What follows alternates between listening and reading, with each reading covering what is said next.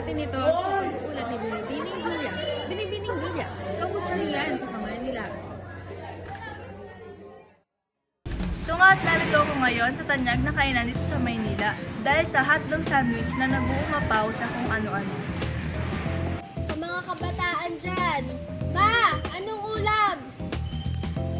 O, para sa mga kabataan dyan, galaw-galaw din, wag puro cellphone.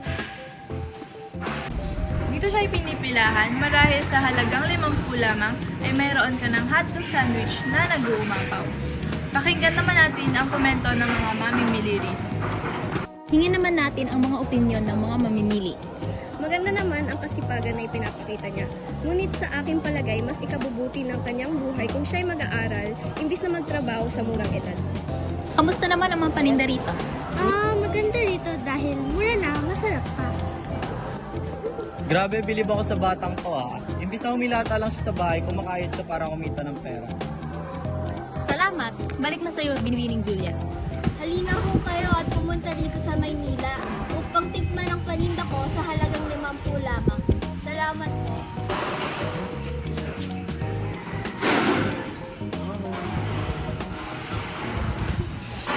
At ayon ang mga kaganapan dito sa sumisikat na kabataang Sineneng B ng Maynila. Balik sa iyo, Ginoo. Salamat, Binibini.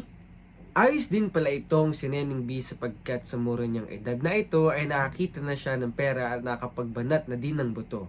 Biruin niyo na lang lamang na nakakapag-ipon siya ng madaming pera sa pagtatrabaho niya sa pagtinda ng mga hotdog sandwiches. Ngunit, sabi nga ng isang mamimili na dapat niyong iprioridad o unahin ang inyong pag-aaral. Ako si Matthews at ito ang Tinig ng Bayan. Salamat!